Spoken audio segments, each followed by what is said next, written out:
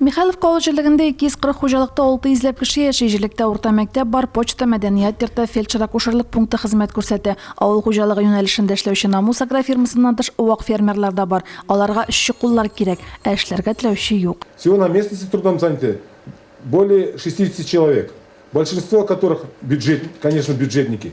На работу в сельскохозяйственную отрасль люди идут без особого желания. Хотя на территории 4-й год функционирует агрофирма «Намус», с нашего сельского поселения работает там всего 2 человека. Некоторые обеспечивают свои семьи сезонными заработками. Җирлектә юллар турышына бәйле проблема юк. Урамнар якты, су белән тәэмин итү мәсьәләсе хәл ителгән. Җирлекне борчыган мәсьәләләр нигездә үзара салым акчасы хисабына хәл ителә. Быел үзара салымны җирле халкы 700 сумнан җыярга сөйләшкән. Нас радуют позитивные изменения, которые происходят в последние годы в Михайловском сельском поселении. Вот те преобразования в части благоустройства, ремонта школ, ремонта социальной инфраструктуры. Аллаха шукр, как бы в этом плане, конечно, очень много изменилось. Уже село по-другому выглядит, заезда, выезда и вот нур үстіне нур. 1700 гектарында құмбағаш үстерілді, 70 гектарында орпа, қалған жерлер пара қалғаны. Биылғысы елны 1500 гектарында шешілді күзгі бұдай. Аны екінші елға алда берсе соқтырып, аның орнына уже жеріне әзірлеп, шикәрші күндеріне айленіп қайтырға 21 елда.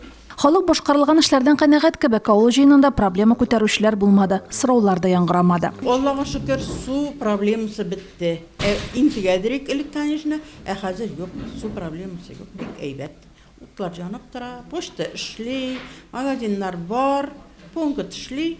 Тойгелдә ул җирлегендә 1000-нән артык кеше яши. Ташлыяр Тойгелдә игенчедә чиста су проблемасы шешелеш тапкан. Атласта бу мәсьәләне быел үзара салым акчасына хәл итәргә уйлыйлар. Юллар торышы һәм урамнарны яктырту буенча проблема юк ди авыл башлыгы. Үзара салым акчасын мөмкинлеге дә булып, түләмәүчеләр дә бар. Андый кешеләрнең әзрәк йөзләренә кызыллык ят килсен чөнки инде шушы җирлектә яшәп, шушы юллардан йөреп, шушы суларны эчеп һәм шуның өчендәген шул акчаларны да бирмәгәчтен бу инде бик ят. Бүгенге көндә Төгелде җирлегендә 4 авыл бар. Анда 1083 кеше яши. Шулардан 348 пенсионер, мектеп яшындагылар 107, мектепкәчә яшьтәгеләр 57, студентлар 50, эш яшендәгеләр 589 кеше, 10 бала туган, 13 кеше бу дөнья белән хушлашкан.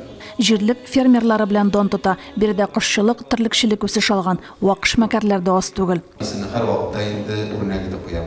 Чөнки җирлектә бүген сезнең кебек актив рәвештә эшмәкәрләр, кеше эшмәкәрләр, әйтик, кеше инде 3, 5, 10, 15, 20, 30, 100 сигар тотучы менә Русланнарның азакынчы вакытта үрнәк итеп куям. Без инде кошчылык белән шөгыльләнәм, ленизларны да, безнең карамтлар, алар чыннан бүген сез барыгызда үрнәк инде кайсы гына Ташлыярда безнең азатлар шәкелә, то есть кайсы юнәлештә алсаң да, әлбәттә сез бүген үрнәк инде. Сораулар Тойгелдәге Ташлыяр чишмә суын кудыру һәм шәхси хуҗалыкларга салым бирүгә кагылышлы иде.